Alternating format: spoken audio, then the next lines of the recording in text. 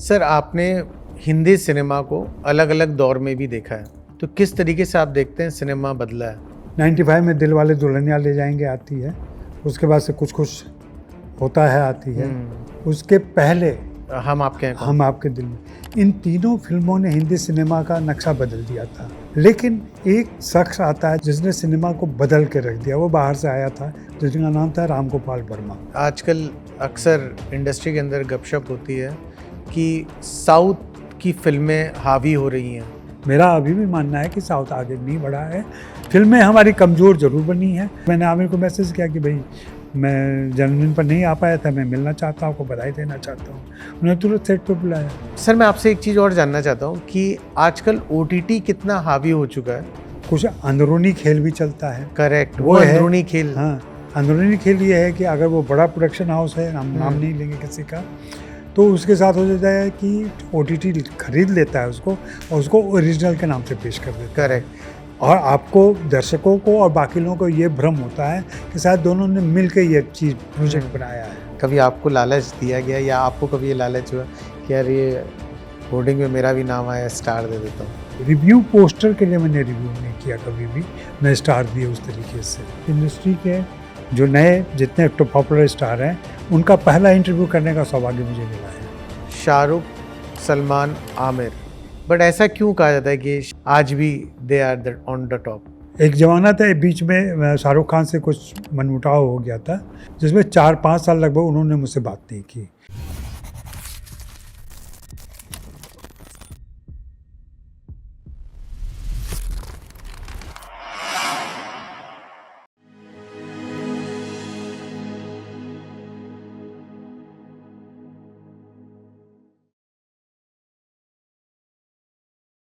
Hello friends, welcome to in conversation with Ishan.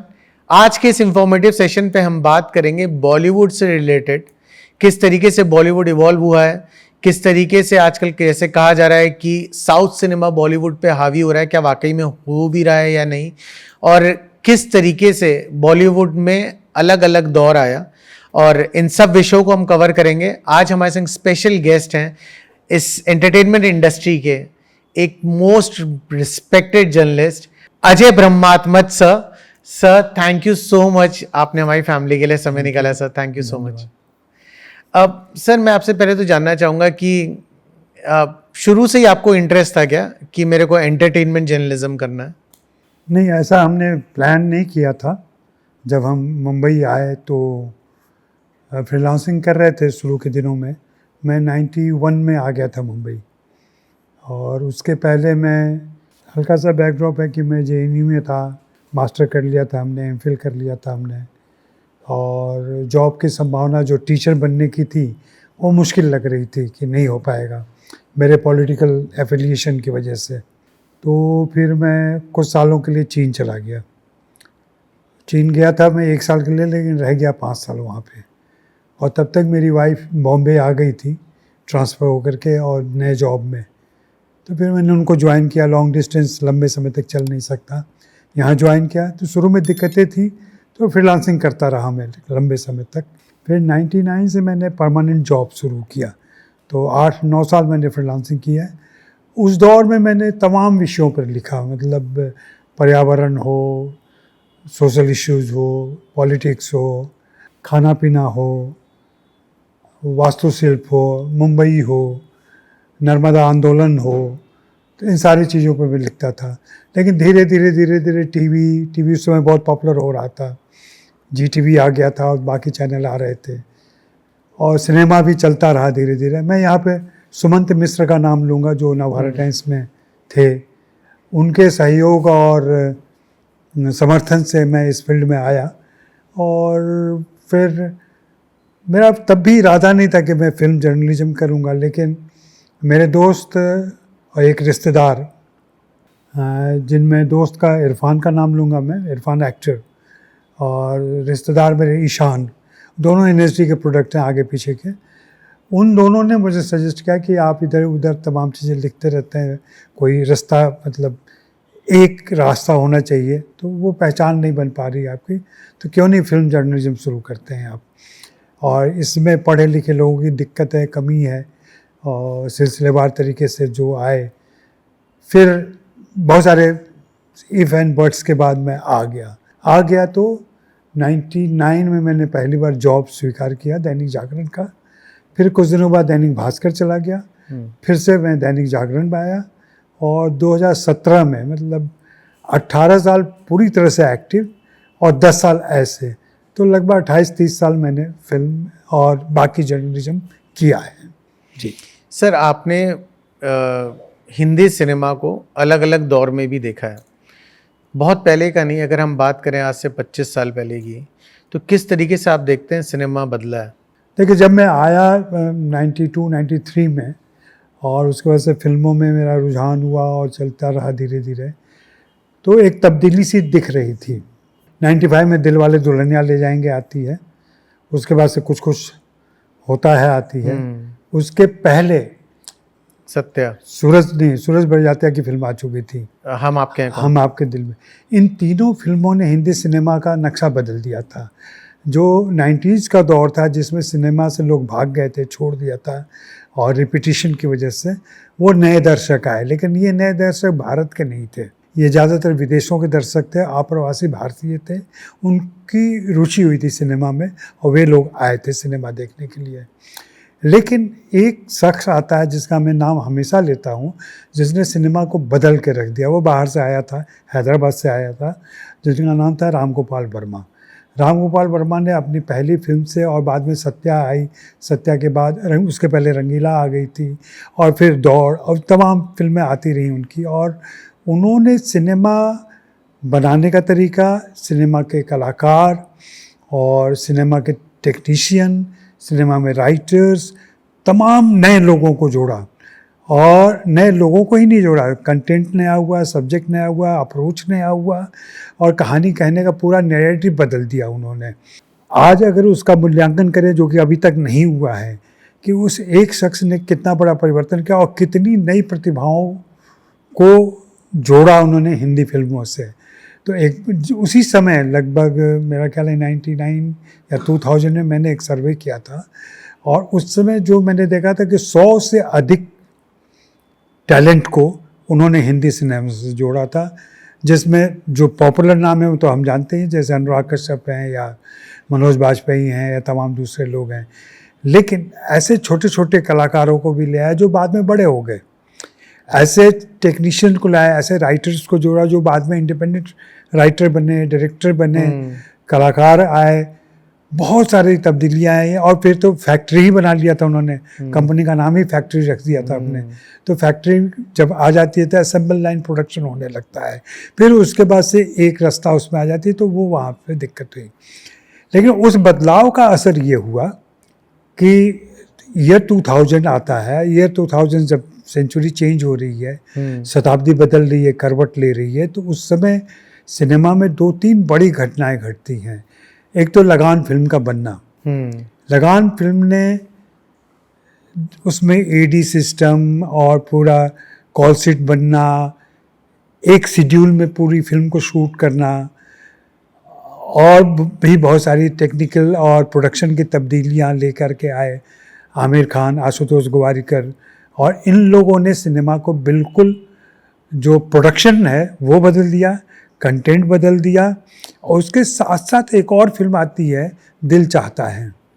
दिल चाहता है ने आज का सिनेमा जो अभी हम देख रहे हैं, उस सिनेमा की ज़मीन तैयार की। एक शहरी सिनेमा, आधुनिक भावबोध वाला सिनेमा और नए कैरेक्टर्स जो जिनके बारे में हम नहीं जान, पहले के आप हिंदी फिल्म के कैरेक्टर्स को देखें और दिल चाहता है के कैरेक्टर को देखें तो बिल्कुल फ़र्क नज़र आएगा। फिर वो पहली फिल्म थी जहाँ पे एक्टर्स के लुक क्या होंगे, लुक को डिज़ाइन किया गया। पहले क्या था कि एक्टर आते थे वे जैसे हैं वैसे रहते थे अपना, चाहे वो अमिताभ बच्चन हो या दूसरे लोग हों।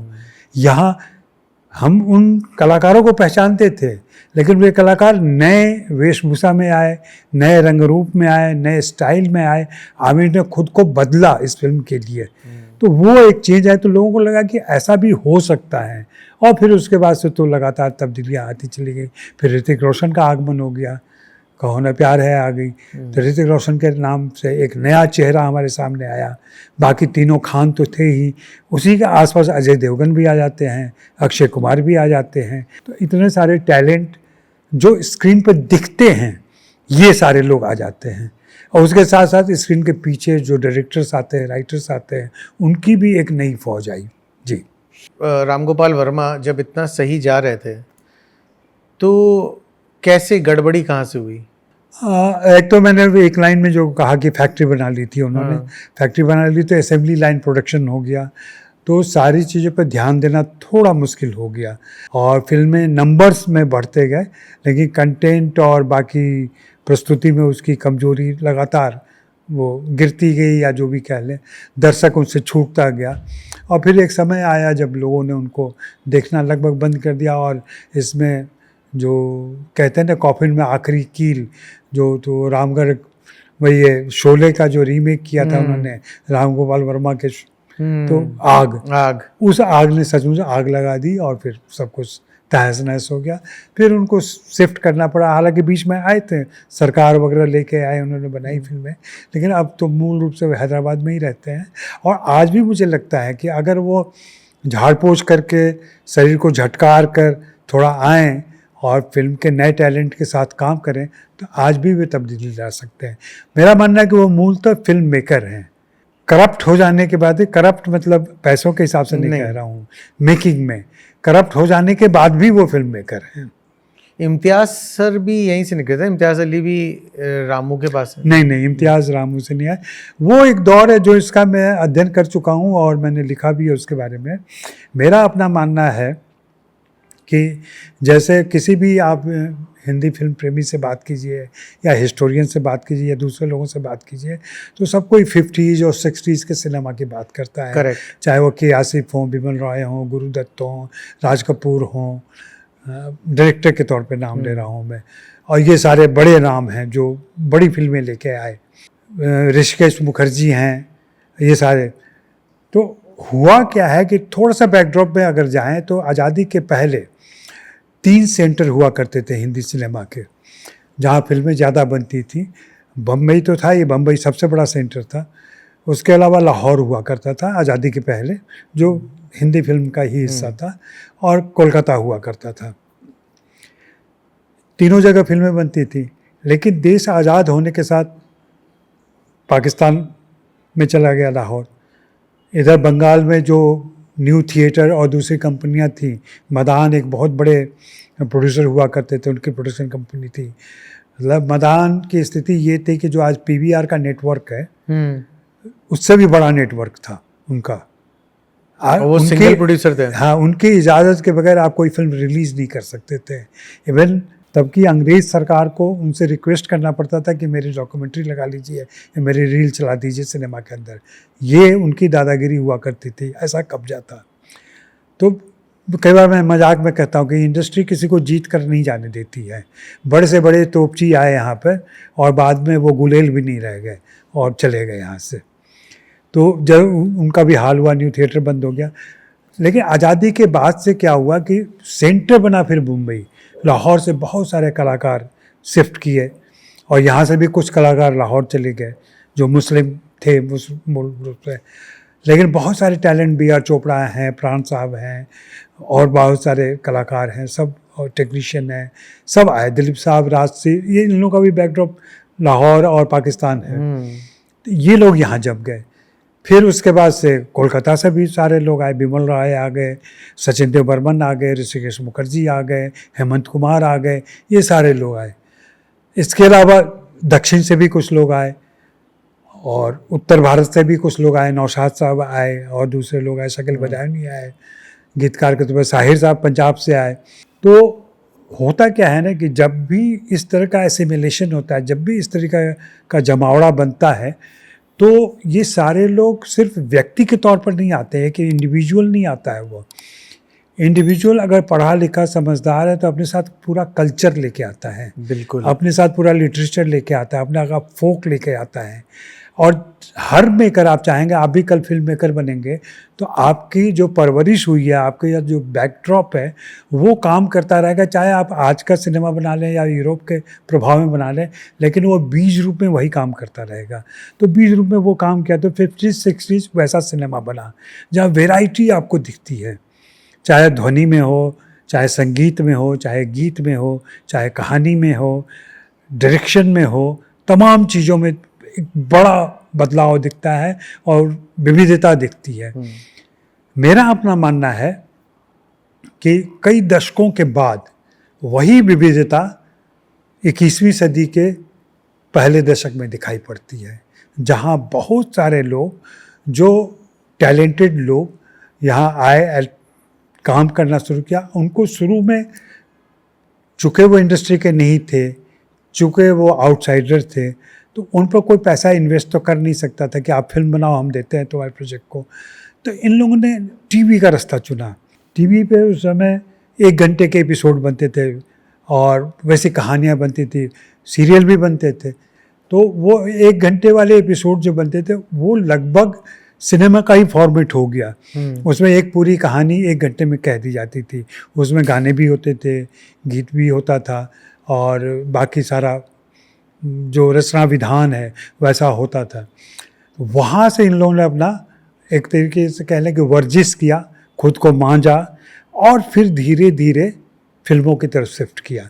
उसमें चाहे अनुराग कश्यप हों, चाहे इम्तियाज़ अली हों, चाहे अनुराग बसु हों, चाहे विशाल भारद्वाज हों, इवन मुंबई से आए मधुर भंडारकर हों, तो ऐसे बहुत सारे नाम ले, राजकुमार हिरानी हों, और भी नाम गिनते चले जाएं, किसी का भी आप नाम लेंगे तो इन सब के बैकड्रॉप में आप देखेंगे कि वो टीवी रहा है और टीवी से ये धीरे धीरे फिल्मों में आया। और फिल्मों में आने के बाद पहले दशक के 5-10 सालों में इन सभी ने अलग अलग तरीके से, सब एक जैसा नहीं बना रहे थे फिल्म। हाँ, सब अलग अलग वैरायटी थी। कोई रोमांटिक बना रहा है, कोई रियल बना रहा है, कोई बॉम्बे पे कंसंट्रेट कर रहा है, कोई बाहरी दुनिया पे जा रहा है, कोई यूपी जा रहा है, कोई बिहार जा रहा है, कोई वासेपुर पहुंच गया करते करते। तो इस ढंग से ये सारी चीज़ें हैं और ये विविधता आई।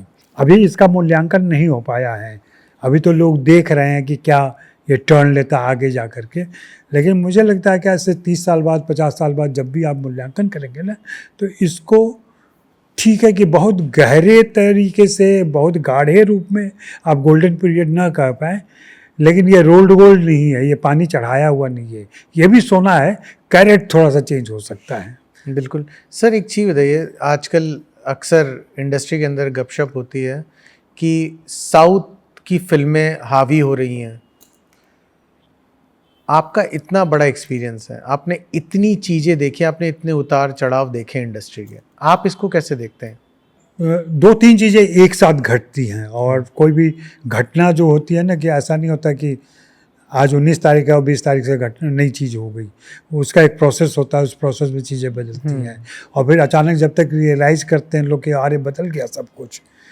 तो हुआ क्या है कि मैं थोड़ा सा, जो मेरा अपना अध्ययन है, जो मैं मानता हूँ, वो ये है कि सुशांत सिंह राजपूत ने आत्महत्या की।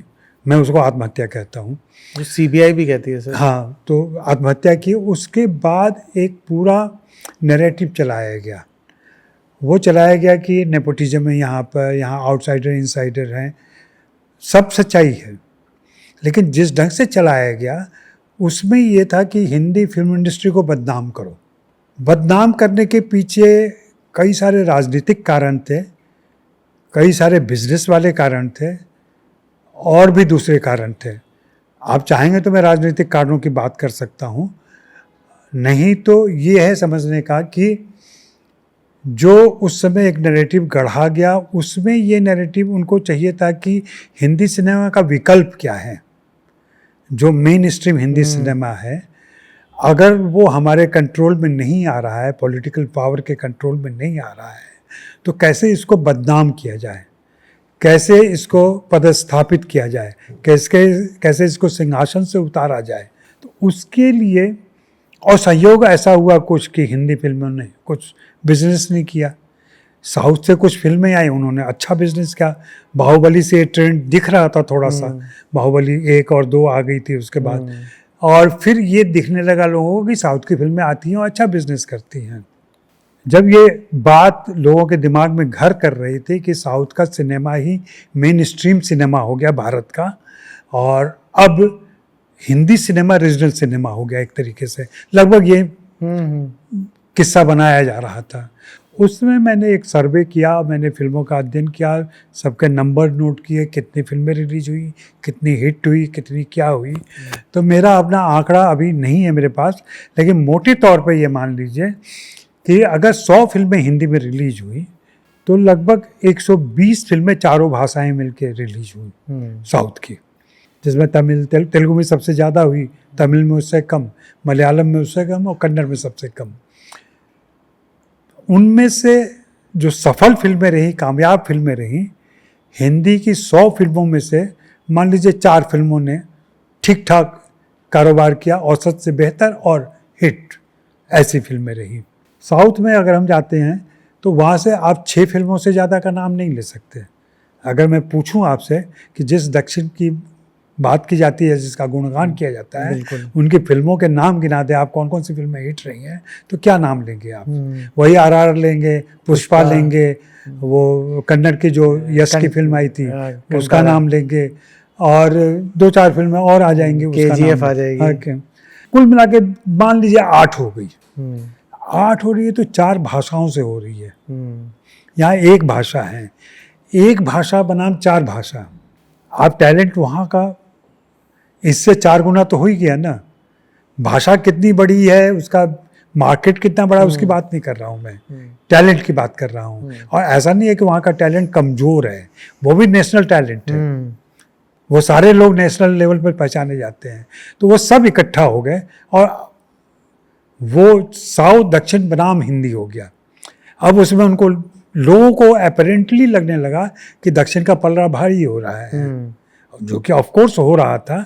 लेकिन जब आप ऐसे समीकरण निकाल करके और फिर बांट के देखेंगे ना, तो लगभग बराबर है या उससे कम है हिंदी फिल्मों से। बिल्कुल। लेकिन हमें वो नैरेटिव सूट कर रहा था कि हिंदी फिल्में नहीं चल रही हैं, मेन स्ट्रीम फिल्में नहीं चल रही है। एक नैरेटिव उस समय ये भी चला कि हिंदी से इंडस्ट्री जो है ना, वो एंटी नेशनल है। वो दाऊद के पैसे से चलती है, उसमें पाकिस्तान का पैसा लगा हुआ है। तो ये नैरेटिव जो गढ़ा जा रहा था ना, जो कि मेरा मानना है कि ये इतना ज़्यादा जोरदार तरीके से चलाया गया कि आज भी दर्शकों के दिमाग में ये बात घुस गई है।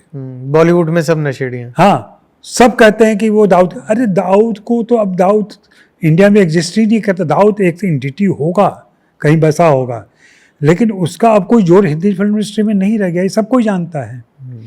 लेकिन अब नरेशन का क्या कहेंगे, नैरेटिव का क्या कहेंगे, जो एक धारणा बन जाती है ना, वो धारणा है। जैसे धारणा है ना कि हिंदी फिल्म इंडस्ट्री के या किसी भी इंडस्ट्री के लोग बहुत गंदे होते हैं, कई शादियां कर लेते हैं, यहाँ वो बदचलनी है, यहाँ कोई नैतिकता नहीं है, मोरलिटी नहीं है, ये सारी चीज़ें।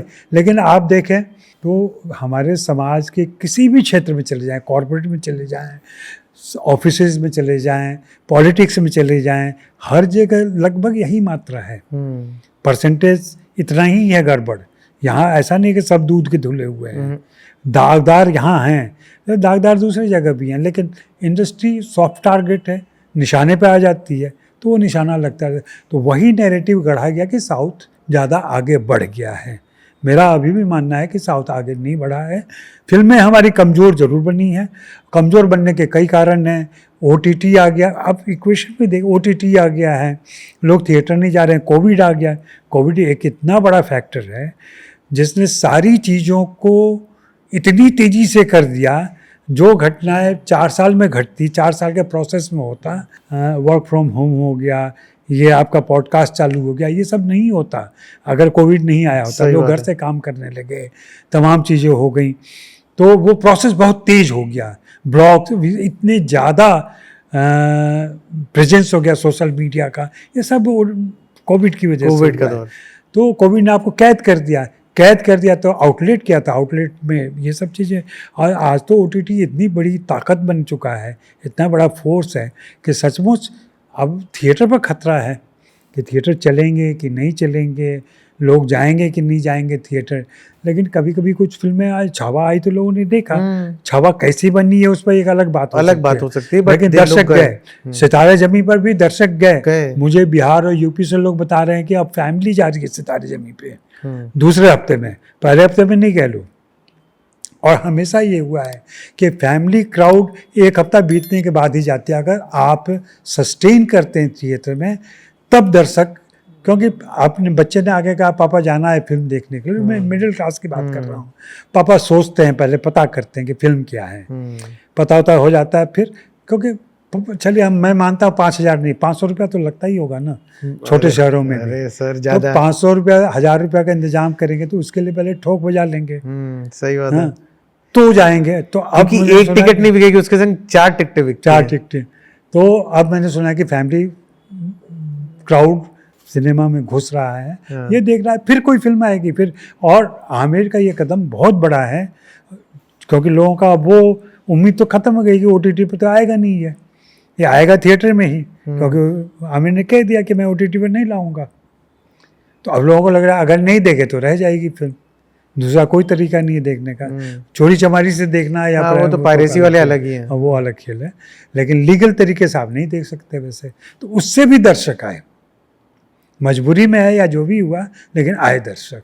तो ये सारी चीज़ें हुई। अच्छा सर, एक चीज़ बताइए, शाहरुख, सलमान, आमिर, इन तीनों का मतलब अगर देखा जाए तो कई सालों से इंडस्ट्री पे रूल कर रहे हैं, जबकि अगर देखा जाए तो अब तक उसके बाद ऋतिक भी आया है, उसके बाद बहुत सारे लोग आए, बट ऐसा क्यों कहा जाता है कि शाहरुख, सलमान, आमिर, अजय सर, अक्षय सर, यही सब लोग कुछ हैं जो आज भी they are on the top? ये तो शुरू से चलता रहा है हिंदी फिल्म इंडस्ट्री में। बट कोई एक्टर सर इतना लंबा कोई नहीं, हाँ इतना लंबा नहीं चला है, 33-36 साल चल जाना। 89 और 91 तक में तीनों आ जाते हैं। और 91 से भी अगर हम जोड़ें तो 9 साल उधर, 25 साल इधर, 34 साल हो जाते हैं। तो 33-34 साल से अभी भी टिके हुए हैं और सेंट्रल लीड कर रहे हैं, भले ही अब यंग लड़के नहीं बनते हो वो। तो ये सब फेनोमेना तो हैं तीनों खान। मैं इनके लिए खान त्रयी शब्द इस्तेमाल करता हूँ। क्या खान त्रयी? 3 खान, मतलब खान त्रयी कहता हूँ मैं। और मैंने अभी स्टोरी भी की थी इसके ऊपर, एक मैगजीन निकालता हूँ मैं, इन्हीं में बेस करके किया था। तो और तीनों से हमारी मुलाकात रही है, लंबी मुलाकातें रही हैं, कि तीनों में क्वालिटी है। तीनों को हम उनका उस फेनोमेना से नहीं जोड़ सकते जो दिलीप, देव और राज कपूर का था। उन लोगों के ज़माने में अलग बात थी, लेकिन था वो 3 लोग थे जिन्होंने रूल किया था। ये 3 लोग फिर से रूल कर रहे हैं, करते रहे, अभी भी कर रहे हैं। इसी में अजय भी आते हैं, अक्षय भी आते हैं, और दूसरे ऋतिक भी आते हैं, और दूसरे लोग आते हैं। लेकिन ये उस लेवल पर नहीं पहुंच पाए, इसलिए कि नंबर ऑफ, जो हिंदी फिल्म इंडस्ट्री जिसकी वजह से जानी जाती है, नंबर ऑफ हिट्स कितने हैं आप, और आपकी पॉपुलैरिटी क्या है, कितने पॉपुलर हैं आप। पॉपुलैरिटी में कभी ऋतिक या अजय इस ऊंचाई, ऋतिक आए थे, जब आए थे तब तो बहुत ही पॉपुलर हुए, नए जब थे। लेकिन उसके बाद से फिर उनके फ्लॉप्स और दूसरी चीज़ें हो गई। तो हम सभी जानते हैं कि फ्राइडे टू फ्राइडे चीज़ें बदलती रहती हैं। ये सब कह लें हिंदी का बट वृक्ष बन चुके हैं। तो मौसम कोई भी आए, ये इनकी हरियाली बनी रहती है। बट यही सवाल है सर, कैसे बनी रहती है सर? इसलिए कि ये कंटेंट देते हैं आपको, ये आपको लुभाते हैं, ये अपने डीड से, अपने काम से, ऑफ स्क्रीन भी जो काम करते हैं ये। आमिर ने एक अलग रास्ता चुना है, सबसे कम फिल्में हैं उनकी, लेकिन अब सरफरोश के बाद से आमिर ने हमेशा मीनिंगफुल सिनेमा किया। एक आध ठग्स ऑफ हिंदुस्तान या ऐसी कोई एक आध गलती भूल जाए आप, धूम और ये, लेकिन वो ज़्यादातर एक पर्पसफुल सिनेमा रहा है, एक मैसेज रहा है उनकी फिल्मों में। और या फिर सत्यमेव जयते जैसे चीज़ें की है, तो वो एक ऑडियंस मानती है कि आमिर फिल्म लेके आ रहे हैं, मतलब कुछ बात होगी इसमें। करेक्ट। हाँ, तो लोग जाते हैं उस हिसाब से देखने के लिए। उनके व्यक्तिगत ज़िंदगी में क्या हुआ नहीं हुआ, उन सबको देखते होने के बावजूद लोग जाते हैं उनको देखने के लिए। कुछ लोग हैं जो उनके 3 शादी 4 शादी या वो सब बातें करते हैं, वो तो उसका व्यक्तिगत, उसका कोई मतलब नहीं है। शाहरुख खान ऐसे ही, शाहरुख खान को लोग मानते हैं कि वो शहर और देहात और हर उम्र के दर्शकों का प्रिय है वो। जब वो हाथ फैलाते हैं, हाथ फैला करके जब आमंत्रित करते हैं तो यूँ लगता है पूरी दुनिया उनकी बाहों में आने के लिए तैयार है। और ये छोटी मोटी घटना नहीं होती है। हम चाहे जितनी शिकायत कर लें, जितनी उनकी बुराई करें, जितने तोहमत लगाएं उन पर और दोषारोपण करें, जो भी हुआ है उनके साथ पिछले सालों में, बावजूद इसके वो हैं। सलमान का ऐसे ही, सलमान का अब बीइंग ह्यूमन की वजह से भी और बाकी एक्टिविटीज जो है उनकी, वो उनके जो कमियां हैं उसको भी ढक देती हैं। क्योंकि इस तरीके के लोग पब्लिक लाइफ में नहीं दिखाई पड़ते जो इतने बड़े मददगार हों। तो ये सारा, जैसे सलमान से एक बार मैंने पूछा था कि आपकी फिल्में क्यों इनिशियल लेती हैं, बाद में भले ही फ्लॉप कर जाएं, तो उन्होंने बहुत अच्छी बात कही थी कि अजय, आप एक चीज़ हमेशा रियलाइज़ कीजिएगा, जब कोई भी दर्शक कोई फिल्म देखने जाता है ना, तो सिर्फ उसी फिल्म के उस एक्टर को नहीं देख रहा होता है। उस एक्टर ने पिछले दिनों में क्या किया था वो भी उसके दिमाग में रहता है, सबकॉन्शियस माइंड, वो कैपिटल बनता है, वो विजुअल कैपिटल बना हुआ है उसके दिमाग में। तो जिस आर्टिस्ट का जितना बड़ा कैपिटल ऑडियंस के माइंड में बना रहता है, वो उतना एक्सेप्टेड होता है, उतना पॉपुलर होता है। वो थोड़ा भी अच्छा कर लिया तो लोग हाथों हाथ उठा लेते हैं, थोड़ा फ्लॉप किया तो कहते हैं यार अच्छा नहीं किया, बकवास नहीं कहते हैं उसको, वो कहते हैं अच्छा नहीं किया, चलो अगली बार देखते हैं। जैसे सलमान के सिकंदर के साथ हुआ है। अभी भी लोग निराश नहीं हुए। अभी कल जो उन्होंने फोटो डाला, क्या बैटल ऑफ बलवान, Galwan, sorry battle of Galwan, उससे लोग फिर खुश हो गए कि अरे आ रहा है, सलमान आ रहा है। तो ये चीज़ें चलती रहेंगी। वैसे ही अक्षय और अजय, ये दो कंसिस्टेंट एक्टर हैं, लगातार काम किया है इन्होंने, लेकिन वही नंबर ऑफ हिट्स और इन सारी चीज़ों को, और हिट में भी कितनी बड़ी हिट वो है, और सबसे बेहतर करते रहे हैं लोग, लेकिन उस दिन से नहीं जा पाए। यही सर एक सवाल ये बनता है कि अगर आप आज भी इंडस्ट्री देख लीजिए और अगर आप गिनने बैठिए तो मेन लीड एक्टर्स गिने चुने ही हैं, वही 10 हीरो हैं, वही 5-6 हीरोइनें हैं। तो ऐसा क्यों है?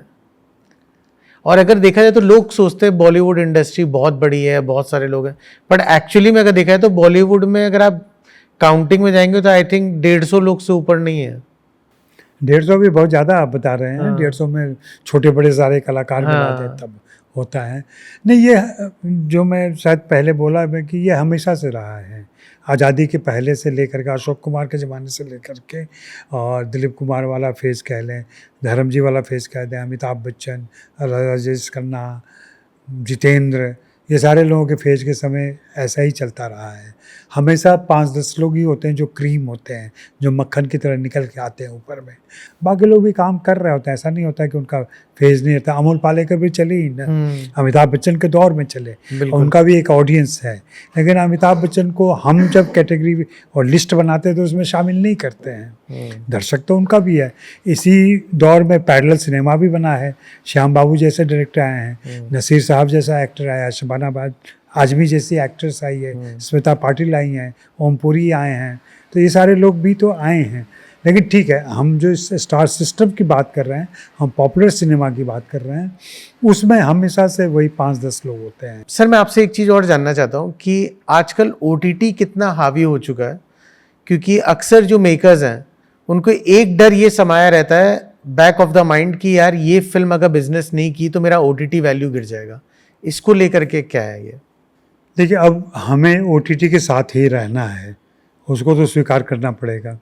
OTT आ चुका है, पावरफुल हो रहा है धीरे धीरे, उसके सब्सक्राइबर लगातार बढ़ते जा रहे हैं, बड़े शहरों महानगरों से लेकर के अब कस्बों तक जा रहे हैं, मोबाइल पर आ रहे हैं लोग। तो चूँकि देश में स्मार्टफोन की संख्या बढ़ती चली जा रही है, ज़रूरी नहीं है कि आप उसको टीवी पे देखें या स्क्रीन पे देखें, आप मोबाइल पर भी चीज़ें देख रहे हैं, क्योंकि मोबाइल के भी सब्सक्रिप्शन उनके आ रहे हैं। तो वो तो एग्जिस्ट करेगा।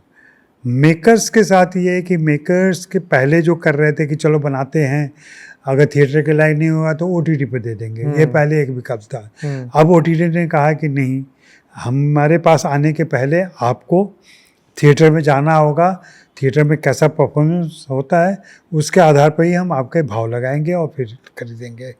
इन वास्तविकताओं के बावजूद कुछ अंदरूनी खेल भी चलता है। करेक्ट, वो वो है अंदरूनी खेल। हाँ, अंदरूनी खेल ये है कि अगर वो बड़ा प्रोडक्शन हाउस है, हम नाम नहीं लेंगे किसी का, तो उसके साथ हो जाता है कि OTT खरीद लेता है उसको और उसको ओरिजिनल के नाम से पेश कर देता है। करेक्ट।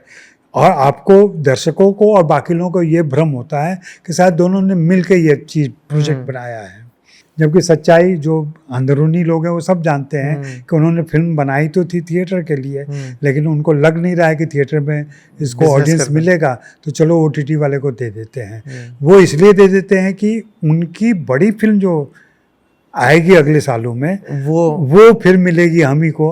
अगर इनकी ये छोटी या संभालने वाली एक, देखना भैया संभाल लेना, तो वो संभालने के लिए आ जाते हैं। 9 साल में नहीं गेम देखा सर। हाँ, तो ये सब चल रहा है।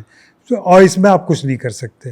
ये बाहर से आपको जो भी जितना पाक साफ लगता है ना, इंडस्ट्री हमेशा, और कोई भी धंधा जब चल रहा होता है ना, उसमें बहुत सारे लूप होल्स होते हैं, बहुत सारे पीछे के रास्ते होते हैं, बहुत सारी चीज़ें होती हैं।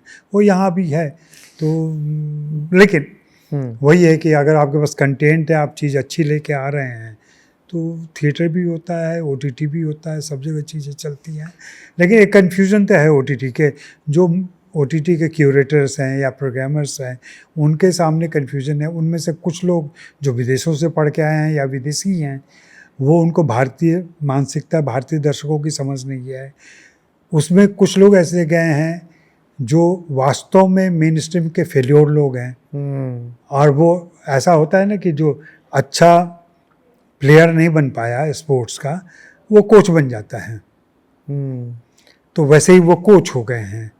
तो भले ही वो टीम को रिप्रेजेंट नहीं किया उन्होंने, लेकिन अब वो टीम को कोचिंग करते हैं। तो ऐसे ही वहाँ भी मनोरंजन के फील्ड में हो रहा है। तो ये गड़बड़ियाँ भी चलेंगी, लेकिन ये है कि OTT और विस्तार लेगा। हाँ, इंडियन प्लेयर्स जो आने चाहिए थे वो नहीं आ पाए, जो एक हमसे कहीं ना कहीं गलती हो गई। इसमें प्रशासन और सरकार की भी गलती मानता हूँ, क्योंकि उन लोगों की तरफ से अगर दबाव रहता कि भाई इंडियन कंपनियों को, जैसे जियो स्टूडियोज अभी आया है हॉटस्टार के साथ, लेकिन आया है, अगर वो हॉटस्टार हट जाए और सिर्फ जियो रहे तो आपकी एक इंडियन कंपनी बनती है। वो इंडियन कंपनी नहीं है अभी कोई भी। बालाजी वगैरह आए थे, लेकिन अब देख रहे हैं कि कल को बालाजी और नेटफ्लिक्स के साथ में तस्वीर आ रही है, तो वो भी साँठ गाँठ कर रहे हैं। तो तमाम लोग साँठ गाँठ कर रहे हैं।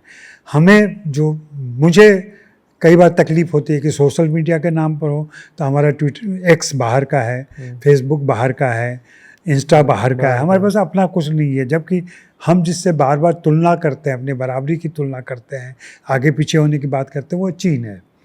चीन के पास सब कुछ अपना है, जापान के पास सब कुछ अपना है, हमारे पास कुछ भी।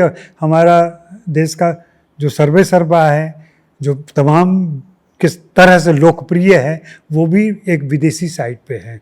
और हम सभी जानते हैं कि जो विदेशी प्लेटफॉर्म है, उनका जो अधिकार है, आपका कंटेंट जो वहाँ है, उसके बारे में वो सब जानते हैं। आपका IPR नहीं रह गया वहाँ पे। तो ये सारी चीज़ें, कितने दुर्भाग्य की बात है कि हम विकसित देश की तरफ बढ़ रहे हैं, लेकिन हमारे पास सोशल मीडिया के नाम पर अपना कुछ भी नहीं है। सही बात है। तो वही चीज़ OTT के साथ भी हो रहा है। OTT भी क्यों नहीं एक OTT इंडियन कॉन्ग्लोमरेट बनता है, एक OTT ऐसा बने जहाँ तमाम निर्माताओं में यूनाइटेड प्रोड्यूसर्स होते थे ना, जैसे वैसे यूनाइटेड प्रोड्यूसर्स हों, वो आगे बढ़ के आए, एक मुश्त रकम डालें और अपने कंटेंट दें वहाँ पे। देश के 10 बड़े प्रोड्यूसर मिल जाएं तो 2000 फिल्में वैसे ही आ जाएंगी वहाँ पे दिखाने के लिए। इसमें 2 चीज़ें सर, एक तो अब मुझे नहीं लगता कि यहाँ पे प्रोड्यूसर्स में भी वो एक है, हर आदमी बोलता है यार मैं तो बिज़नेस करने आया हूँ, जितना पैसा मुझे मिल जाए। सर मेरा सवाल दूसरा ये है कि अक्सर जब मुझे याद है, जब हम लोग कोई फिल्म दिखाते थे, मीडिया की स्क्रीनिंग करते थे, तो एक स्पेशल हिदायत सबको मिलती थी कि जब मीडिया बाहर निकलेगी तो अजय सर से कोई नहीं पूछेगा फिल्म कैसी लगी है, बाकी सारे मीडिया वालों से पूछ लेना ताकि रिव्यू पहले पता चल जाए और रिव्यू मैनेज हो जाए। सर ये रिव्यू मैनेज कैसे होता है?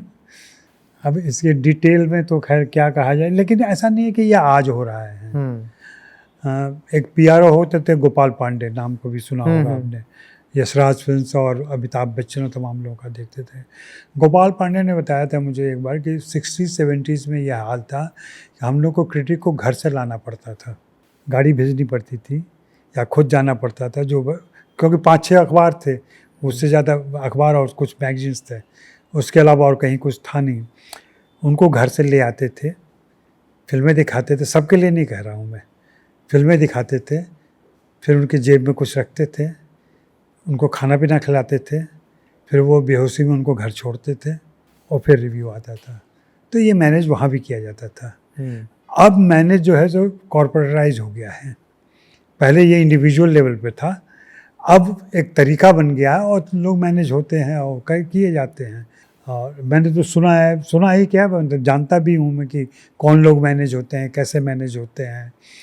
और मेरे साथ स्थिति ये रही, मुझे असल में कभी ज़रूरत नहीं थी ऐसी, मतलब क्या कहूँ मैं उसको, बहुत चल डिटेल में लंबा चला जाऊँगा मैं। कोई बात नहीं प्लीज़। नहीं, मुझे एक्स्ट्रा मनी की कभी ज़रूरत नहीं रही, मैं इस लोभ में कभी नहीं रहा, और मैंने कभी फिल्म वालों से खुद की बराबरी नहीं की। मतलब फिल्म वाले ऐसा करते हैं, होता क्या है ना कि जब हम अमिताभ का इंटरव्यू करने जा रहे हैं या शाहरुख का इंटरव्यू करने जा रहे हैं, उनके घर में उनके साथ 1 to 1 बात कर रहे होते हैं, उनके सामने सोफे पे बैठे होते हैं, वो सर्व कर रहे होते हैं हमें, हमारे नाम के साथ जी लगा रहे होते हैं, और कई सारे पत्रकारों के दिमाग में ये आ जाता है कि हम तो इनके बराबर हैं, ये तो हमारी सुनते हैं, लेकिन उनको ये एहसास नहीं होता कि जैसे ही उस बंगले, घर, होटल से बाहर आते हैं वो, उसके बाद बस की लाइन में खड़े होते हैं। अब चलो थोड़ा पैसा आ गया तो ऑटो ले लेते हैं। हमारे ज़माने तो हम तो बस की लाइन में खड़े होते थे निकल करके। तो हमें इस बात का एहसास था, और चूँकि मेरी पढ़ाई लिखाई, मेरी समझदारी ये है कि भाई उनका फील्ड अलग है, उनकी कमाई का लेवल बिल्कुल अलग है, उनका काम का लेवल अलग है। हम जो काम कर रहे हैं उसमें, और ईमानदारी, एक बेसिक ऑनेस्टी तो होनी चाहिए आपके काम को लेकर के, नहीं तो क्रिटिक की कंसिस्टेंसी होनी चाहिए। ऐसा नहीं है कि मैं आज कह रहा हूँ कि ईशान बड़े अच्छे हैं और कल को कह रहा हूँ ईशान बहुत बुरे हैं। हाँ, मैं एक धारणा बनाता हूँ, मैं एक आपके बारे में राय बनाता हूँ, तो उसके पीछे आपके तमाम काम होते हैं, और फिर मैं आपकी व्यक्तिगत आलोचना नहीं करता हूँ, मैं आपके काम की आलोचना करता हूँ। यहाँ क्या दिक्कत होती है कि लोग, मुझे मालूम है कि मैंने किन लोगों की फिल्मों की बुराई की है या क्रिटिकल रहा हूँ मैं, लेकिन उन लोगों से मेरी दोस्ती है, उन लोगों ने मुझे रिस्पेक्ट दिया, उन लोगों ने मुझे प्यार दिया, और कहा, और इस बात को सभी से बिलो द बेल्ट नहीं अटैक करता मैं। हाँ, उसके ऊपर भाषा की मर्यादा, भाषा की मर्यादा, कहने के तरीके हैं सबके। आप कह दो कि आपने बहुत घटिया काम किया, बहुत घटिया फिल्म बनाई, आप कहो कि आप इस बार अच्छा नहीं कर पाया, तो एक सांत्वना भी, क्रिएटिव लोगों को सांत्वना होनी चाहिए। मैंने 4 से ज़्यादा स्टार कभी किसी को नहीं दिया जब स्टार दिया जाता था, क्योंकि मेरा हमेशा से मानना रहा कि जो मेकर है, जो फिल्म मेकर है ना, उसका बेहतर काम आना तो अभी बाकी है भविष्य में। अगर मैं आज ही उसको 4.5 दे दूंगा तो भविष्य में जो इससे अच्छा काम करेगा उसको क्या दूंगा मैं? सही बात है, उसको भी 4.5 ही दूंगा। फिर तो 4 पे रोक के रखो, जब वो बेहतर काम करेगा तो 5 देंगे, नहीं तो 4 पे ही चल जाएगा। ये सब हुआ, और फिर एक छवि बन जाती है, सबकी बनती है, हमारी भी बन गई। बट आपको कभी अप्रोच किया किसी ने? नहीं, वैसे अप्रोच नहीं किया, लेकिन एक प्रोड्यूसर ने एक बार कहा था कि सर आपको अंदर जो लिखना हो लिख दीजिए, स्टार 3 के ऊपर कर दीजिएगा, क्योंकि स्टार लोग जल्दी देखते हैं। तो खैर बात नहीं मानी। हमारे पास तो ऐसा भी रहा कि, और ये मैं कहूँगा कि हमारे मालिकों ने, मैंने अखबार के तो मालिक होते हैं, संपादक से ज़्यादा भारी होता है मालिक, उन्होंने कभी दबाव नहीं डाला मेरे ऊपर कि आप इस फिल्म को ज़्यादा दें, कम दें। हमने तो फिल्म जर्नलिज्म में एक नई चीज़ शुरू की थी, जो कि बाद में बहुत बड़ा वो एसेट बन गया, मीडिया नेट जिसको कहते हैं। मीडिया नेट की शुरुआत हमने की थी 99 में, जब हम पहली बार शूल को लेकर के यहाँ से गए थे कानपुर, और उसके बाद कहो न प्यार है लेकर के गए थे। तो हमने साठगांठ की थी फिल्म इंडस्ट्री से। मेरा अपना मानना था, मैं अभी तो कह सकता हूँ कि मैं तो सब रिटायर हो गया हूँ, कि हमने अपने मालिकों से, संपादक से और फिल्म वालों से कहा कि देखो 4 आर्टिकल तो हम छापते ही हैं किसी के भी, एक एक्टर का, एक एक्ट्रेस का, एक डायरेक्टर का, और हो सका तो प्रोड्यूसर या म्यूज़िक का, ये 4 तो हम छापते ही हैं। तो वो हम 4 छापेंगे, हम आपसे कह देंगे, आप कह दो ना कि भाई ईशान देश का सबसे बड़ा पॉडकास्टर है, मैं लिख दूंगा कि ईशान कहते हैं कि मैं देश का सबसे बड़ा पॉडकास्टर हूँ, मेरा क्या जाता है उससे? सही बात है। हाँ, लेकिन जब आपका पॉडकास्ट सुनूंगा और तब मुझे जब लिखना होगा तो मैं अपनी बात कहूँगा। ये बात मैंने हमेशा से रखी। तो हुआ क्या कि एक साठगांठ में मीडिया और फिल्म के लोग करीब आए। उस करीबी को जागरण ने, भास्कर में भी रहा मैं, दोनों जगह मैंने किया। फिर बाद में इसी से टाइम्स ऑफ इंडिया ने सीखा और उन्होंने मीडिया, चूँकि वो बम्बई में थे तो वो मीडिया नेट लेके आ गए और मीडिया नेट आप जानते हैं कि अब क्या सांठगांठ चलती है क्या। हमने अपने रिव्यू को हमेशा अलग रखा उससे। बाकी आपके साथ हम हैं, आपकी फिल्म के प्रचार कर देंगे, फिल्म के बारे में पॉजिटिव लिख देंगे, आपको ले चलेंगे, हम वहाँ इवेंट भी करेंगे, सब कुछ किया हमने, लेकिन रिव्यू हमारा इंडिपेंडेंट रहेगा। और ये सबने माना, स्वीकार किया और कहा कि ठीक है, क्योंकि उनका बेसिक काम तो जो आज प्रचार होता है, प्रचार हमारा ऑडियंस तक जा बात पहुँच गई और इसका फ़ायदा दिखा लोगों को दिखा, इसलिए उस कामयाब हुआ तो लोगों ने ज़्यादा सिस्टमेटिक कर दिया उसको। तो ये सब चीज़ें तो चलती है, मैनेज तो होता रहा है और है चीज़ें तो पहले एक्टर और एक जर्नलिस्ट की, या फिर कह लीजिए इंडस्ट्री के लोगों का और जर्नलिस्ट का एक पर्सनल बॉन्ड हुआ करता था। आज वो एक सेल्फी जर्नलिज्म कहते हैं हम लोग। तो वो दौर और आपका दौर में आप कैसे देखते हैं, और कोई एक ऐसा एक्टर जिसके संग आपका सबसे अच्छा जेलअप हुआ हो? देखिए, हम जब आए थे तब देव साहब थे और देव साहब का हमेशा तो खुद फ़ोन उठाते थे अपना, और आपसे बात करने का समय नहीं है उनके पास, या कहीं बिजी हैं या किसी भी तरीके, देव इज़ नॉट हियर, खुद ही कह देते हैं। आप समझ रहे हैं उस बात को, लेकिन आप उस आदमी का रिस्पेक्ट करते हैं, आप उसकी बात को मान लेते हैं, ठीक है देव नहीं है घर पे, देव खुद ही करेंगे देव। और देव साहब खुद के बारे में थर्ड पर्सन में बात करते थे। देव को ये बात अच्छी लगी, देव को ये बात पसंद नहीं आई। अगर आप उनसे बात करते थे ना तो वो ऐसे बोलते थे। देव पर्सन नहीं रह गए थे, अपना इंडिविजुअल नहीं रह गए थे। तो वो भी ज़माना देखा हमने। दिलीप साहब का भी इंटरव्यू किया। राज कपूर मेरे आने के पहले निकल चुके थे तो उनसे बात नहीं हुई, तो वो भी देखा है हमने। देव साहब के नंबर थे हम लोगों के पास, उनसे बात होती थी। राजेश खन्ना के नंबर थे हमारे पास, हम अमिताभ बच्चन के नंबर थे हमारे पास जिनसे हम बात कर, या रोजी से बात कर लेते थे हम। रोजी फिक्स कर देते, चूँकि अमिताभ सबसे बिजी थे तो रोजी से बात हो जाती थी, रोजी फिक्स कर देती थी। फिर ये भी डिपेंड करता था आप किस प्लेटफॉर्म से हैं, किस मीडिया हाउस से हैं। जाहिर सी बात है, ये तो शाहरुख खान, आमिर खान, सलमान खान, सबके नंबर आज भी। अभी मैं सितारे ज़मीं के पहले मैंने आमिर को ऐसे ही मैसेज किया, मैं रिटायर हो गया, 8 साल पहले रिटायर हो गया, मैं काम कहीं नहीं करता हूँ, मैं कोई प्लेटफॉर्म मेरे पास नहीं है। लेकिन मैंने आमिर को मैसेज किया कि भाई मैं जन्मदिन पर नहीं आ पाया था, मैं मिलना चाहता हूँ, आपको बधाई देना चाहता हूँ। उन्होंने तुरंत सेट पे बुलाया, 2 दिन हम गए, 6 घंटे हमने बात की, 12,000 वर्ड्स का लंबा इंटरव्यू किया मैंने, 2.5 घंटे का। तो ये पर्सनल रैपो आपका, और पर्सनल, कई सारे पत्रकार जब आते थे तो पूछते थे कि ये पर्सनल रैपो बनता कैसे है। तो इस रैपो पे एक छोटी सी घटना मैं बताता हूँ। मैं नया आया था, आमिर खान की मेला फिल्म रिलीज हो रही थी, उसके इंटरव्यू चल रहे थे। उनके PRO एक राजेंद्र राव हुआ करते थे, पता नहीं आप जाना। तो उन्होंने कहा कि, अब मैं फ्रीलांसिंग करता था, उन्होंने कहा तेरा इंटरव्यू नहीं होगा, जा तू हिंदी वाला है और क्या यार, बैठ, नहीं होगा तेरा काम। मैंने कहा नहीं, मैं बैठता हूँ यहाँ पर, जब सबका इंटरव्यू हो जाए ना तब मुझे बुला लेना, तो 10 मिनट के लिए बात करवा देना। फ्रीलांसर्स की लाइफ जो होती है, 10 मिनट बात कर लोगे, क्योंकि मैं उसके पहले तमाम अपमान झेल, आज हिंदी वाले थोड़े बन ठन के दिखते होंगे, हम वो हिंदी वाले थे जिसको 5 घंटे बिठा के लोग कहते थे यार आज नहीं हो पाएगा। फिर भी मैं नाराज़ नहीं हुआ किसी से, उनसे बाद में दोस्ती हो गई। तो वो परसेप्शन उनका था कि हिंदी वाले कुछ नहीं करते, हिंदी वाले नहीं जानते। खैर, फिर आमिर खान ने उनको, या उसने आमिर को बताया कि भाई एक बंदा बैठा हुआ है सुबह से, 6 घंटे हो गए हैं, वो बगैर मिले नहीं जाएगा, बात नहीं। तो उन्होंने कहा ठीक है भेज दो। 15 मिनट 10 मिनट जो भी समय दिया उन्होंने किया, मैंने वो 40 मिनट 50 मिनट का इंटरव्यू चला, 50 मिनट इंटरव्यू चला। उसके बाद से फिर उनकी लगान आई तो उस आमिर ने उस PRO को कहा कि उस बंदे को बुलाना जिसकी दाढ़ी है और घुंघराले बाल हैं, आज मेरे बाल नहीं हैं और लंबे बाल हैं।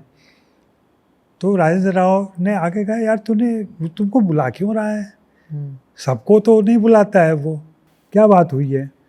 हमने कहा मुझे क्या मालूम, अब वो बुला रहा है उससे पूछो तुम क्यों बुला रहा है। खैर मैं गया, लगान के लिए बात हुई, फिर लगान का मैंने इंटरव्यू किया। लगान पर जो किताब आई हुई है स्पिरिट ऑफ लगान, उसका हिंदी अनुवाद किया मैंने, उनसे दोस्ती हुई। फिर लगा आमिर से मेरी ऐसी दोस्ती, ऐसी जान पहचान हुई कि जब वो ऑफ मीडिया हो गए थे तब भी मैं उनके घर पे जाता था, उनसे मिलता था, उनसे बातें हुई थी। अभी मैंने उनको बताया कि उस ज़माने में मैंने जो आपके 10 कैसेट 1.5 घंटे के मैंने इंटरव्यू किए हुए हैं जो मैंने अभी तक सुना ही नहीं है। तो आमिर चौंके, कहे कि यार आप सुन तो लो मैं उस समय क्या बोल रहा था। तो लगभग समझ लो कि 10 घंटे, कितना 10 घंटा 6-8-9 घंटे का इंटरव्यू है मेरे पास जो मैंने सुना ही नहीं है अभी तक। बावजूद इसके वो आदमी आप पर इतना यकीन करता है कि फिर बुलाता है, बात करता है, मिलता है। तो ऐसे ऋतिक रोशन का ऐसे ही है, तमाम लोग इनसे 1 to 1। और ऋतिक रोशन इन लोगों को तो मैंने बढ़ते हुए देखा, आमिर तो हमसे पहले थे, मनोज हैं, इरफान से मेरी दोस्ती ही रही है, इरफान पर किताब भी मैंने की। तो ये सारे लोग ऐसे 1 to 1। तो जो मूल बात थी कि पत्रकार ने पूछा कि आपका रैपो बन कैसे जाता है, उसमें आज जो लोग सुन रहे होंगे जो नए पत्रकार, उनसे मैं यही कहूँगा कि आपके सवाल कैसे हैं, क्या आपके सवाल एक्टर को इंट्रोस्पेक्ट के लिए मजबूर करते हैं, डिस्टर्ब करते हैं, पॉजिटिव तरीके से डिस्टर्ब करते हैं, क्या वो सोचने पर मजबूर होता है, अगर होता है आपके सवाल उसको याद रह जाते हैं। फिर वो आपकी खोज, क्योंकि उनको भी लोग चाहिए होते हैं जिनसे वे बात कर सके, अपनी बात कह सके। सबको ये नहीं, कितनी बार बात करेंगे ये फिल्म में बड़ा मजा आया, गए थे, शूट किया, जनरली यही बात किरदार के बारे में, हाँ किरदार के बारे में क्या है थे। कुछ लोग दूसरी बात करना है। अभी जो आमिर का मैंने इंटरव्यू किया 12,000 शब्दों का इंटरव्यू है, जो भी पढ़ रहा है वो कह रहा है यार ऐसे भी सवाल किए जाते हैं क्या, जहाँ सितारे ज़मीं पर फिल्म को लेकर सिर्फ एक सवाल है, बाकी सारी बातें हुई हैं। और आजकल पीआर कल्चर इतना आ गया है ना सर, पीआर कल्चर को हमने भी बढ़ने दिया है और पीआर ने कंट्रोल किया है, ऑफ कोर्स किया है, चूँकि कॉर्पोरेट हुआ है और तमाम चीज़ें। मैं तो कहता हूँ कि अच्छे समय पर मैं निकल आया, 8 साल पहले मैंने छोड़ दिया था काम। आखिरी स्टेज में मेरे साथ भी ये स्थितियाँ हैं कि मैं रणबीर कपूर का इंटरव्यू कर रहा था, पीआर बैठा हुआ था, मैंने मना कर दिया, मैं नहीं करूँगा इंटरव्यू, या तो आप जाइए। और रणबीर ऊहापोह में थे, क्योंकि रणबीर का पहला इंटरव्यू मैंने किया था। ये मुझे सौभाग्य रहा है कि इस इंडस्ट्री के जो नए जितने पॉपुलर स्टार हैं उनका पहला इंटरव्यू करने का सौभाग्य मुझे मिला है। तो वो एक एफिलिएशन, एक रिस्पेक्ट, ये एक प्रेम, हिंदी में हम उसको प्रेमादर कहते हैं, जहाँ प्रेम भी हो और आदर भी हो एक साथ, तो वो रहा है। तो रणबीर कपूर कंफ्यूज हो गए थोड़े, क्या करूँ मैं। फिर उन्होंने प्यार हुआ, जाने दो यार, बैठो आप बात कीजिए, जी कोई बात नहीं। ऐसे ही अक्षय के साथ हुआ, अक्षय के साथ बात करने के लिए विदेश में थे हम लोग कहीं, तो वहाँ पीआर वैसे पहुँच गए कमरे में बैठने के लिए। मैंने कहा नहीं बात नहीं करूँगा, आप चले जाओ तभी बात करूँगा मैं। तो अक्षय ने फिर कहा यार जाओ ना, ये तो मुझे नंगे देखे हुए हैं, तो इनको इनके सामने ये मैं क्या छिपा लूँगा, या तुम क्या छिपा लोगे इनसे। हाँ, तो इस ढंग का रिलेशन आपका बनना है। तो मूल चीज़ वही है कि अब है पीआर कंट्रोल्ड है सारी चीज़ें, इससे नो डाउट ये हो गया है। ये अच्छा नहीं हुआ है, क्योंकि एक आज़ादी तो मिलनी चाहिए पत्रकार को सवाल पूछ। अब तो रिकॉर्ड करके भी वो दे देते हैं, आप नहीं, आपका कैमरा भी नहीं जाएगा, ओटीटी का अगर आप कर रहे हैं तो रिकॉर्ड करके दे देते, तो फिर क्या मतलब है। बट सर एक चीज़ आप ये भी तो देखिए ना कि जिस तरीके का, जैसे मैंने आपको इस सवाल की शुरुआत में ही बताया कि लोग कहते थे अजय सर से कोई टच मत करो, बाकी सबको मैनेज कर लो, तो कहीं ना कहीं अब वो जर्नलिस्ट भी तो नहीं रह गए। आज की तारीख में अगर आप देखिए 90% तो आप खुद ही समझ सकते हैं सर कि वो फोटो खिंचाने जाते हैं, तो किस तरीके से है ये। नहीं, इंटीग्रिटी तो बेसिक चीज़ है, इंटीग्रिटी तो लूज हुई है लोगों की, इसमें कोई डाउट नहीं। और एक सीरियसनेस भी चला गया है, क्योंकि सोशल मीडिया पर जैसे हैं चीज़ें कि आपको सिर्फ फ़ोटो ज़्यादा इम्पोर्टेंट हो गया, विजुअल्स ज़्यादा इम्पोर्टेंट हो गए हैं, और टेक्स्ट कम इम्पोर्टेंट हो गया है, या स्पोकन वर्ड्स का वैल्यू कम हुआ है, उसकी वजह से भी ये हो रहा है। तो कैसे इसमें तब्दीली आएगी, कैसे ये जो पॉडकास्ट आप लोग करते हो ना, या फिर बीच में अनुपमा जो कर रही थी फिल्म कंपेनियन, या अभी जो कर रही हैं वो हॉलीवुड रिपोर्टर के नाम से, तो वहाँ वो थोड़ा सा सीरियसनेस दिखाई पड़ता है उनका, कि वो अप्रोच में उनके सीरियसनेस है। मुझे नहीं लगता है कि उनको लोग जाते होंगे कहने के लिए या उनको मैनेज करते होंगे।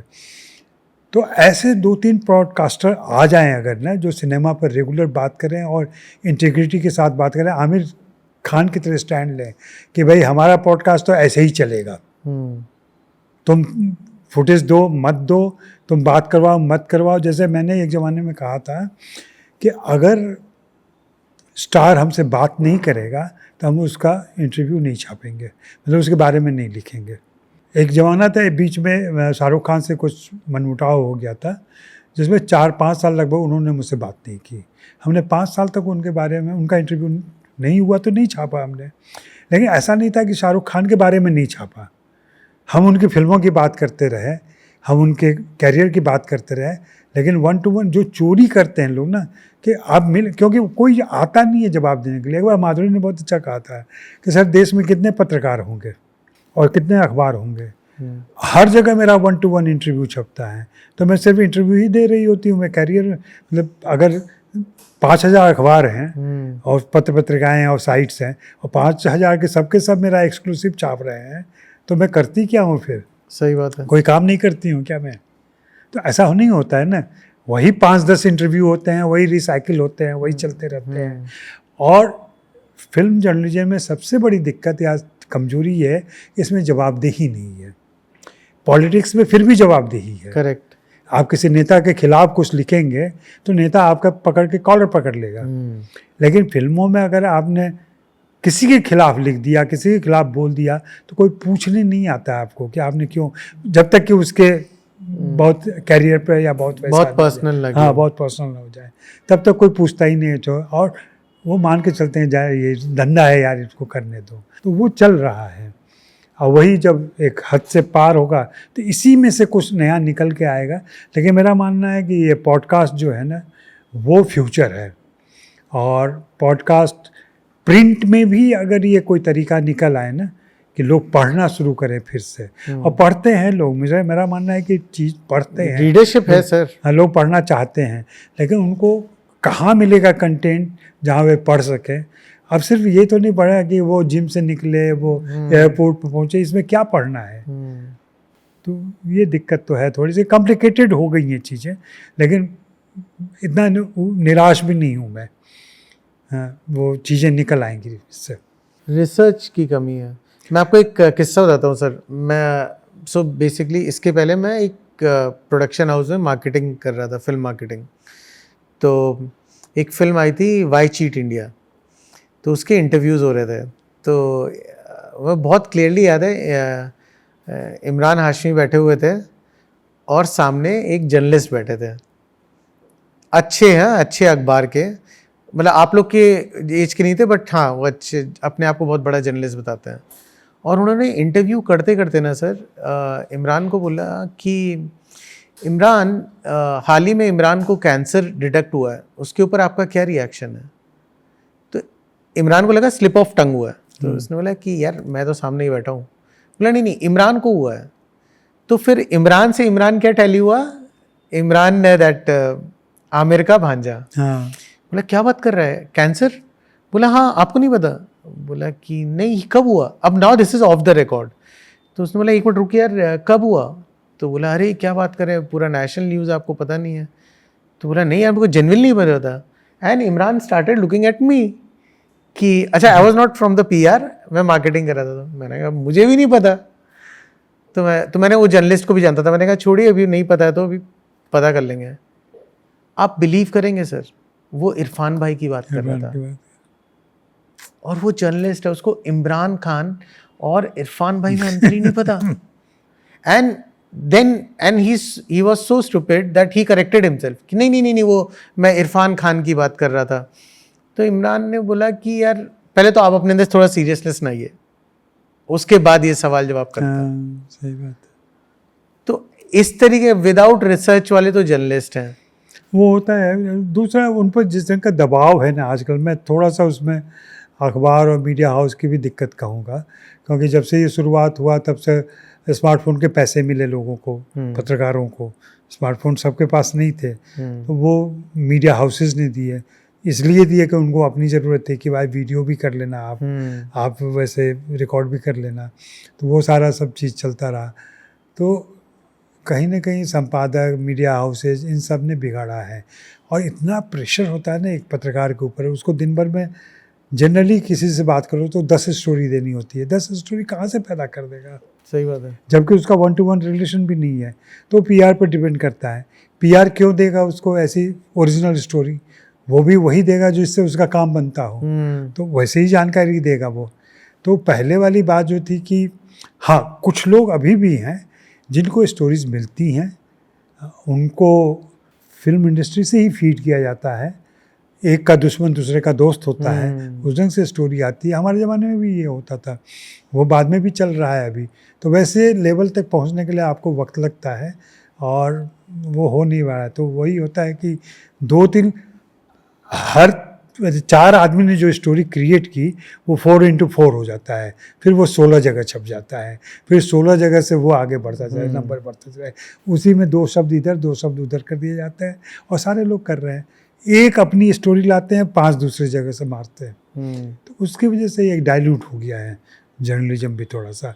और ये सीरियसनेस इंडस्ट्री की तरफ से भी चली गई है कि ये लोग तो सीरियस ही नहीं हैं, तो हम क्यों इनको ज़्यादा भाव दें, इनका ख्याल रखें। पहले ख्याल रखा जाता था। हम लोग तो फिल्म के सेट पर जाते थे, भूल जाते थे कि वो लौट के बम्बई भी जाना है। 4 दिन 5 दिन 6 दिन पड़े हुए हैं, जब तक स्मार्टफोन नहीं था। और फिर उनका पीआरओ या प्रोडक्शन कंपनी फ़ोटो हमारे ज़रूरत के हिसाब से फ़ोटो प्रोवाइड कर देता था, फिर हम स्टोरी करते थे। तो कुछ भी लीक जैसा नहीं होता था सेट पर से। सेट मोबाइल फ़ोन आने के बाद से सेट पर से लीक होने की बात हो गई और लोगों ने चतुराई दिखाई तो अब ये हो गया कि अब बैन ही हो गया, कोई सेट पर नहीं जाता, ऑन लोकेशन ही कोई कवर ही नहीं करता और वो सिचुएशन ही ख़त्म हो गई। तो ये सब दिक्कतें, बहुत सारी चीज़ें मिल गई हैं ना, जिसकी वजह से भी दिक्कत हुई है। सर लास्ट क्वेश्चन आपसे जानना चाहता हूँ, आज की तारीख में होर्डिंग पे नाम आता है स्टार्स के संग और स्टार्स मैनेज होते हैं, कभी आपको लालच दिया गया या आपको कभी ये लालच हुआ कि यार ये होर्डिंग में मेरा भी नाम आया, स्टार दे देता हूँ? नहीं, मैं एक तो 2 चीज़ें होती है इसमें। एक तो तभी आपका नाम लेते हैं लोग जब आपने अच्छे 3.5-4 स्टार दिए हो।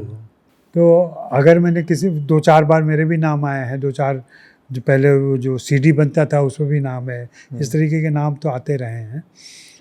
लेकिन वो रिव्यू पोस्टर के लिए मैंने रिव्यू नहीं किया कभी भी, न स्टार दिए उस तरीके से। और वो कभी लोगों ने मैनेज करने की भी कोई, लोग ये कहते रहे कि आपका रिव्यू तो बाद में छपेगा, आज बता दीजिए कितने स्टार हैं क्योंकि हमारा पोस्टर बन रहा है। अच्छा। तो कई बार ये मैंने दे दिया है उनको। वो तो जेन्युइन है। हाँ, वो तो जेन्युइन है कि भाई मेरा क्रिएटिव एक दिन पहले बनना जरूरी तो है। एक दिन पहले बता दिया, ये बताया है मैंने।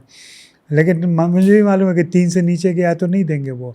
3 भी अगर सब 4-4 मिल रहा है तो 3 भी नहीं मिलेगा, लेकिन सब 3.5 मिल रहा है तो 3 भी आ जाएगा फिर। तो ये तो होता रहा है अब। लेकिन उनको भी मज़ेदार ये बात ये है कि मैंने ए पर्सन को पैसा दिया, मैं प्रोडक्शन हाउस हूँ, मैंने ए पर्सन को पैसे दिए, ए ने मेरे बारे में अच्छा लिखा, 4 स्टार दे दिया।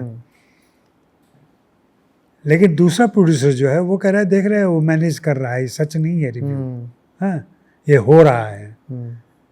बात आई, उसने कहा और वो आपस में बातचीत हो गई कि मैनेज हो गया वो।